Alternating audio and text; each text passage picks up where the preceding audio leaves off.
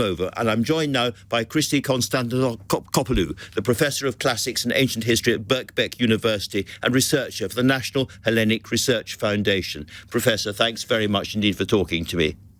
Thank you for having me. Series of questions, but perhaps the most important one is the first one. Do you believe that the trustees of the British Museum now really want to resolve this problem? I can't speak for them, but it's certainly very optimistic that they openly admitted that this is not a done deal and they're open to negotiation for what they called an honest discussion and a sensible plan. Because certainly for the Greeks, the Parthenon marbles belong in Athens, in the new museum, and as part of a unit with the rest of the antiquity of the building, which is the Parthenon, because these are not freestanding statues, they're not freestanding pieces of art, they are part of a whole building and they were forcibly removed 200 years ago. Professor, I've been lucky to see the Parthenon, and it's a kind of symbol of the genuine golden age that was Athens at that period. But just for people who don't know much about it and about the sculptures, try to paint a picture for them of why this matters so much to Greeks then and now.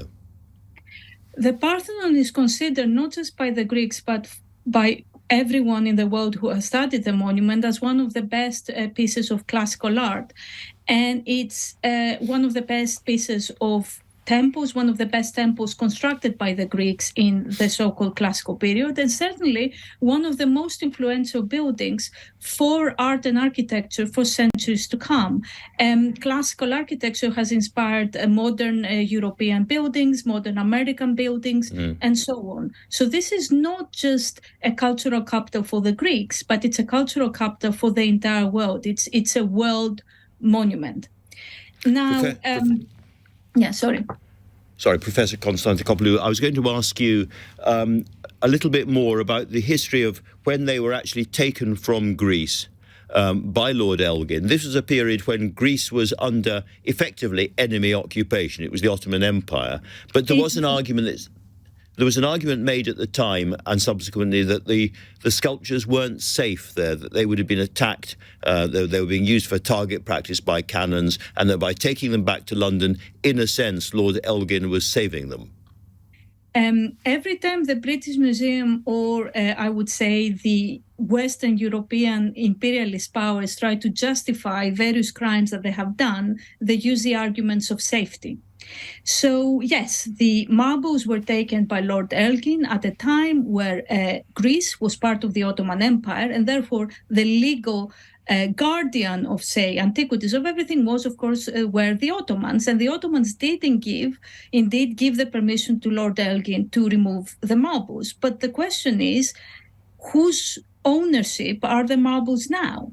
And I find it very perplexing and indeed insulting the argument that the marbles are not safe in Athens. That was the argument that was used in the past 30 or 40 years, that they're much better off in the British Museum, they're much better taken care of.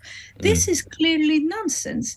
This stands on a basis of basically cultural supremacy argued by Western Europe, and by the British Museum and by British imperialism more generally, by the British Empire, over thefts of antiquities and ideologies and the very culture and tradition of peoples that they were considered inferior. This is why I find so problematic the fact that the marbles are in the British Museum. And indeed, if I may say so, the whole concept of the world museum, such as the British Museum, a museum where you have antiquities from all over the world, many of them the result of active looting, is now in scholarship and in the world of archaeology and museum studies considered very problematic, exactly because it is based on the idea that there is a Western European superior culture that protects these antiquities that come from all over the world.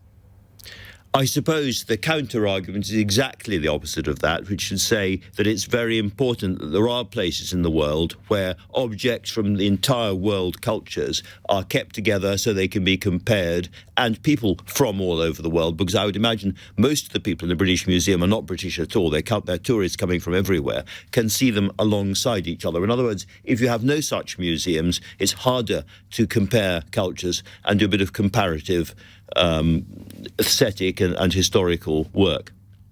I would say that if people are interested in comparing cultures, there are different ways of do this. We live now in a digital age where a lot of monuments could be digitally reconstructed and produced. The museums could produce enhanced digital experiences where such things were possible. What I find more problematic is the argument that these have to be kept in museums in the Western world, in the big capitals, for people to come to those capitals to see them.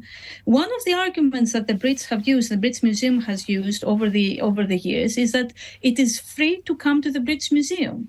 Yes, it is free if you're in London. London is one of the most expensive cities in the world. It's very expensive to come and see this stuff.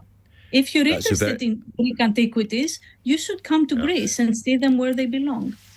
It's a very fair point, Professor. Thank you so much for joining me this evening. Much appreciated. Now, coming up a little later,